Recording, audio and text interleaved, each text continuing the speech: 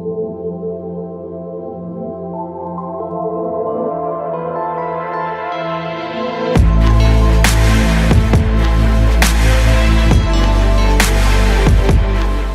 up, guys? It's Geo, and today, people, I am back with another Geo Talks Meta episode. In the last episode of Geo Talks Meta, we talked about Baton Pass, and I'll talk about the suspect results and whatnot in a later video. But we haven't done one of these in a while, and I thought this would be kind of an interesting one to cover because it's a very, very, very controversial topic. So, some people, a very, very small group of people in the Pokemon competitive community right now are saying that Reshiram needs to be moved to OU. And wow, at first thought, you're like, these people are absolutely nuts. Like, Reshiram's a powerhouse. Like, look at these stats. Base 100 HP, base 120 attack, 100 defense, 150 special attack, 120 special defense, and 90 speed. You may be thinking, holy moly, what are these people doing? This thing's going to absolutely destroy everything in OU. But when you take a step back and actually think about it and consider all the downfalls, I guess, the weaknesses of Reshiram, not in typing wise, but in like actual play style wise, then you guys might see that it is very, very hard to justify keeping this thing in Ubers. So I'm just going to quote the overview a little bit here. Although dual stabs are notorious for being unresisted, Reshiram's reliance on weather, lack of defensive utility, and susceptibility to hazards make it a lesser player on the Uber scene. Pause. Alright, so you may think, oh, well, just because it's a lesser player on the Uber scene doesn't mean it deserves OU. There are some Pokemon that need to be Ubers because a lot of people make the argument that Ubers is a ban list first. And while I can agree with this argument that yes, Ubers is a ban list first, like this sentence shows a lot of the main weaknesses with Reshiram. So while its stabs are unresisted, barring Heatran and Ubers, and this is just talking specifically about Ubers, its stabs are unresisted in Ubers. However, they are resisted with the new typing changes and whatnot, because you have things like Azumarill who are going to get essentially free switches on whatever Reshiram wants to do, because I'll get down to like checks and counters later when I go over its choice spec set and whatnot.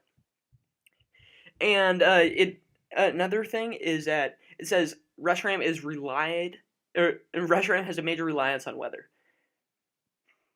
This isn't really that much of a surprise, because weather was a very, very prominent force. And one thing that enabled Reshiram to be so good is that it had this fire typing, and it had access to a base 150 special attack using a fire-type stab in the sun that was essentially a nuke to anything that happened to come around. So now that perma weather is gone, Reshiram is hurt big time without the weather.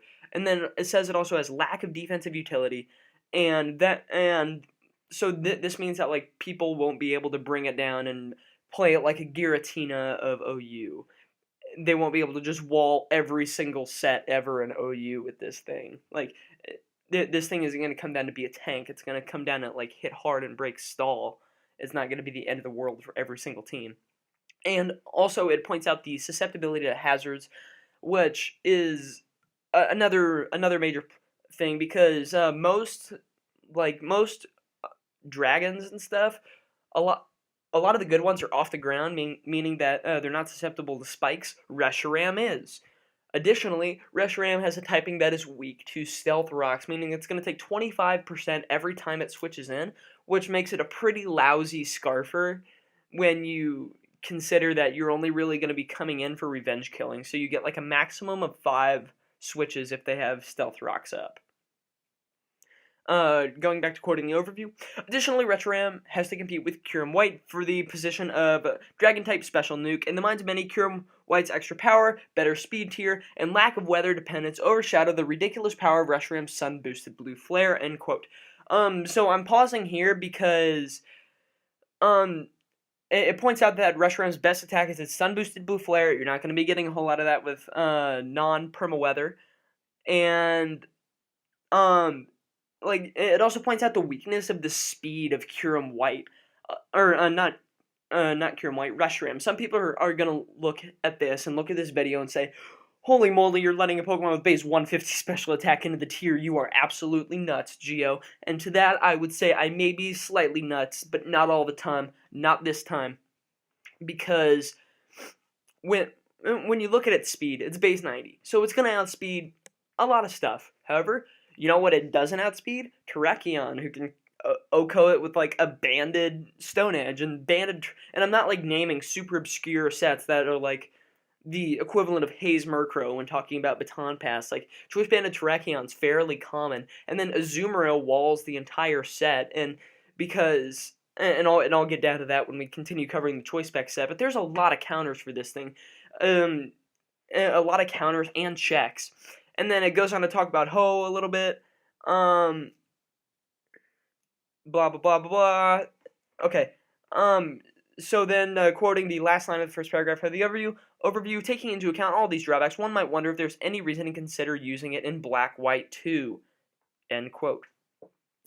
So it even shows that even in the time of like perma weather, some people were considering this thing's not. Some people were saying this thing's not actually that good, and like why are we using it?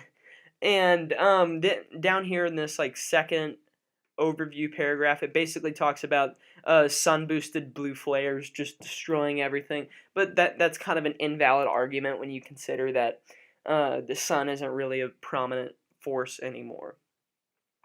So Reshiram's flagship set by far is the Choice Spec set. It's the most terrifying set that it has because it hits with a base 150 special attack and just absolutely drops bombs on everything. Now, the moves it usually says, according to Smogon, are Draco Meteor, Blue Flare, Dragon Pulse, and Focus Blast. So, immediately, one thing that we can see is because it has kind of a lousy speed, things like Terrakion are going to be able to switch in after a kill, or just with a slow, like, Volt Turn or U-Turn, or a slow Volt Switch or U-Turn. Terrakion's going to be able to come in and absolutely demolish this thing because it doesn't run any HP EVs. Additionally, the fact that it is locked into one move is going to devastate it because on most things it's going to want to spam Draco Meteor Blue Flare. That gives either that lets either Azumarill switch in for essentially free, and Azumarill is not something you want to be giving free switches in OU because even if it's like the Choice Band set, which in my opinion isn't as good as the Belly Drum set, you're not going to want to stay in because you're going to take a Choice Banded Waterfall, which is going to absolutely destroy you because like your physical defense and HP aren't all that considering you're a legend. And then another thing is if you say, okay, like I'm going to lock myself in, or like on any of these moves, Azumarill switches in for essentially free, and Azumarill's one of the most seen Pokemon in the meta. And then another thing that has the potential to wall a set completely is Heatran, because if you don't lock yourself in on Focus Blast, then Heatran's going to come in, eat up any one of these moves. He's going to get he's immune to Blue Flare because of Flash Fire, and he's going to eat up Draco Meteor and Dragon Pulse, because even if you use Draco, you're going to get the drop, which means Heatran stays in, can set up Stealth Rocks, then start roaring and phasing your entire team out, and that's not really something you want. Additionally, if it's like a Specs Heatran, Earth Power, you're not going to appreciate that very much. And then another thing that, like, okay, we'll just move on to the offensive set, which we're just going to take the first moves out of these. Blue Flare, Draco Meteor, Tailwind, and Outrage. So this is a more mixed attacking set, but the thing that this doesn't fix is that you still have to deal with Azumarill and Heatran somehow. Like, these things wall like nearly all of your set, and like even with Life Orb, you're not going to be doing that much. Like this set won't be used as much because people are going to tend to run the Choice Spec set just because it hits with so much power, has the potential to break stall really easily. But with the offensive set, you lose out on the coverage of Focus Blast. I mean, you can't touch Heatran whatsoever. Even if you gravitate towards Stone Edge as opposed to Outrage, you still get absolutely destroyed by Heatran. Like, you can't touch Heatran whatsoever. Azumarill is still going to live whatever you want to throw at it because you're only investing 4 EVs and physical attack, which means Stone Edge isn't going to be doing that much. Flame Charge, it would probably be a fairly hard set to counter because it has Flame Charge, Blue Flare, Dragon Pulse, and Draco Meteors. You can run like Stone Edge or Outrage over Draco. But for the purposes of this, we're just going to take the first move in every slot. In here it talks about how like Reshiram reaches like 459 speed after a Flame Charge if it's max speed Timid. But like yes, while that is extremely scary, then it says, however, common Choice Scarf users such as Terrakion, we're just going to use Terrakion for this because Palkies not know you, can outspeed and revenge kill at +1 Reshiram. So this means that Terrakion is another offensive check while still allowing Heatran to preserve its defensive check capabilities. Because if you try to use like Flame Charge to boost your speed, Heatran comes in, gets the Flash Fire boost, you're either going to be forced to drop a Draco or use Stone Edge, either of which aren't going to hit it very hard. And then it just takes the opportunity to set up rocks and roar you out.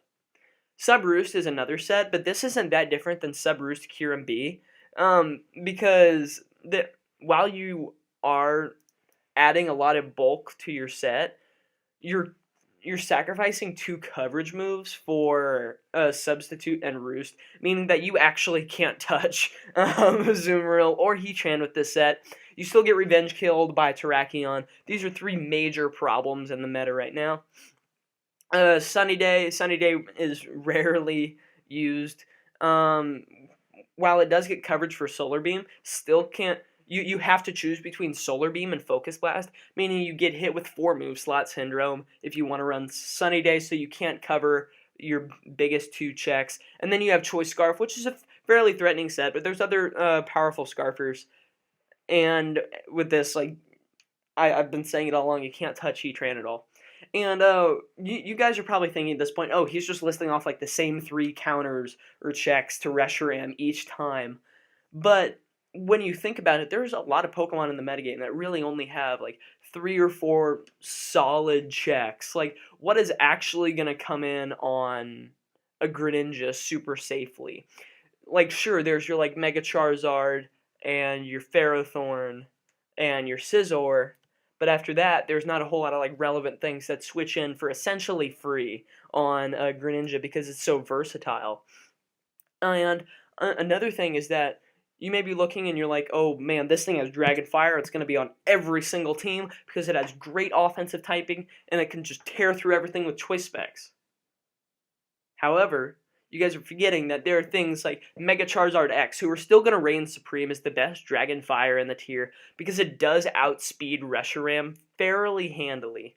And because of this, it just goes to show that like there are other things in the tier that are still going to be better than Reshiram. Actually fairly common things, like Mega Charizard X. That's one of the most common things in the tier. It's able to sit there and be better than Reshiram. Even if Reshiram is running Scarf, you get up a Dragon Dance on the switch to Reshiram, and you absolutely destroy Reshiram with an Outrage or a Dragon Claw. And another argument is that it would over-centralize the meta. But again, I don't really think that it would over-centralize the meta because there's things that what was that?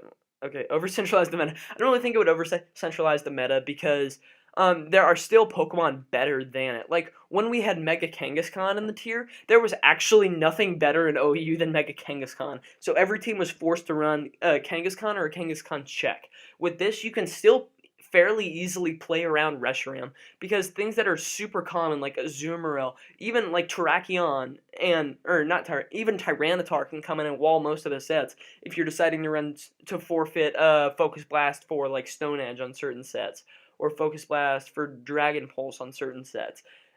And that's another issue with Reshiram, is that it has major 4 move slot syndrome. It can't cover a majority of its checks with each move. Like,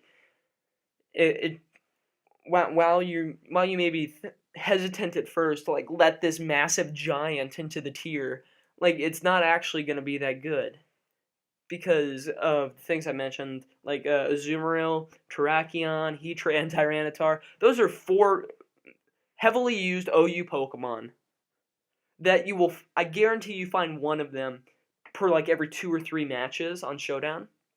And so, because of the combination of 4 moveslot syndrome, those 4 counters, its weakness to rocks, its reliance on the weather, lack of defensive utility, and different changes with fairy types, I think it would actually be okay to let Reshiram in the tier. With that said, if you guys did enjoy, please make sure to leave a like on the video, and make sure to answer today's comment question of the day, which is, what do you guys think? Do you guys think we should let Reshiram into OU? At least suspected, give it a shot. And then, if you guys are enjoying, please make sure to subscribe if you guys are enjoying the constant content. And with that, I'll catch you on the flip-flop.